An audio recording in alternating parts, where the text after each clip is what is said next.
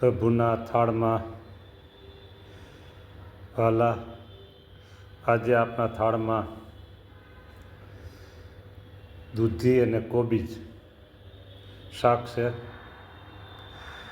અને માખણ જેવું દહીં છે, દૂધ જેવી છાશ. આપણે કાયમ માટે એ જ હોય છે. રાજગરાની સરસ ભાખરી પ્રભુ બનાવી છે, બહુ સરસ આપ્યો. અને એકદમ બીટ પણ આમ તાજું જ. ઘણી વખત તો ઓલું આવે 2-5 દિવસ કાઢેલું.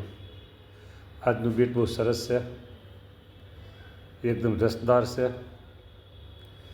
તમને ગમશે અને તમે જમશો તો બહુ રાજી થશો.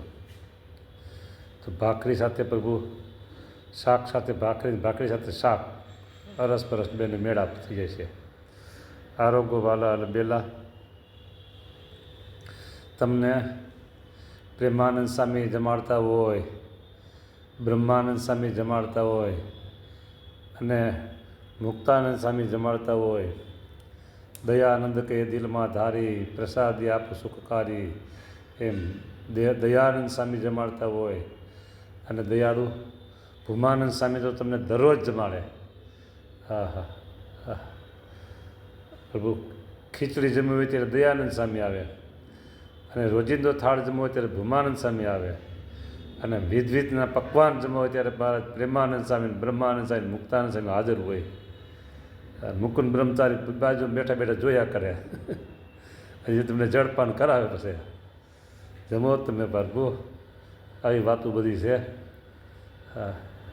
જુગતે જમાડે હરિને, જુગતે જમાડે પ્રેમવતી માતા પ્રભુને, જુગતે જમાડે.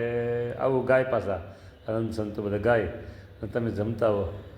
દયાળુ, આજે પણ અમે તમને એવી જ રીતે જમાડીએ છીએ અને તમે એ નાના નાના ગ્લાસ લઈને જમી રહ્યા હો. આવા દર્શન થાય એના ધન્ય ભાગ કહેવાય પ્રભુ. એ નાના નાના ગ્લાસ, ભલે પ્રતિમા રૂપે તમે બિરાજમાન છો, તો દિવ્ય સ્વરૂપે તમે આ નાના નાના ગ્લાસ લઈને જમી રહ્યા છો વાલા. હા. ભાવો એ ભવકારમ. પ્રભુ અમારો ભાવ એમ કહે છે કે તમે અમારો થાળ પ્રગટ અને પ્રત્યક્ષપણે જમી રહ્યા છો વાલા. હા. ભાવ પ્રભુ છે ને એવો છે કે કદાચને એમાં 1000 આઈટમ હોય તો ઓછો પડે. પછી વધારે કેટલી આઈટમ કરવી કયો પ્રભુ? હોય આમ તો